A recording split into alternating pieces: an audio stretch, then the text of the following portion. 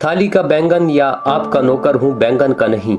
इस ज़रबुल मसल का पस मंज़र कुछ यूँ है कि एक नवाब साहब रात का खाना नोशे जान फरमा रहे थे, जिसमें उनकी मनपसंद ग़िज़ा बैंगन का सालन भी मौजूद था।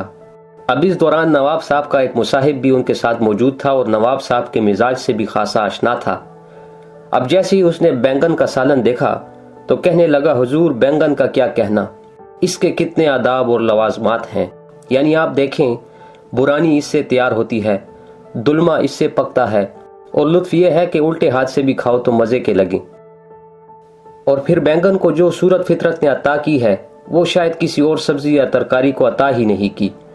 आप मुलाहिजा करें इसका क्या रंग है और क्या ही रूप है, और इस पर कैसी दमक और रेशम की तरह चिकना चतरधारी है, और सोने पे सुहागा ये कि सर पर सब्ज ताज है और शाही आसाब भी शामिल है।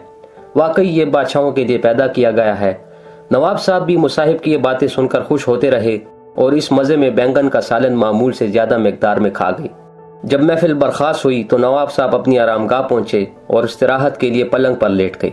लेकिन अब रात को वो खुशगवार नींद मुयस्सर न आई और जूं जूं वक्त गुजरता जाता तबीयत में हलचल बढ़ती रहती। आखिरकार रात ढली। जब सुबह हुई तो नवाब साहब के मुसाहिब को भी उनकी गुज़िश्ता रात की तकलीफ का पता चला।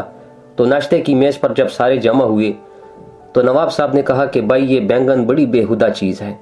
तो अब वही मुसाहिब ये सुनकर कहने लगा, हुजूर मैंने तो आज तक दुनिया में बैंगन से बुरी कोई तरकारी देखी ही नहीं।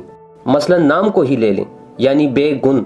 इसका रंग देखें तो सब तरकारियों से जुदा, न सब्ज है, न गुलाबी, न पूरी तरह सफ़ेद और न काला। इसको काट कर देखें तो इसमें भदे बीज कसरत से इस तरह भरे हुए हैं जैसे इसमें कीड़े समा गए हों। इसलिए फितरत ने भी इसके दहाने पर सब्ज मोहर लगा दी है और दिमाग में मेख ठोक दी है। नवाब साहब ने मुसाहिब की ये बातें सुनी तो कहने लगे कि बैंगन के बयान में रात और सुबह को ये फर्क। मुसाहिब ने दस बस्ता अर्ज किया कि मैं आपका नौकर हूँ बैंगन का नहीं। नवाब साहब मुस्कुराने लगे और फरमाया कि तू थाली का बैंगन है।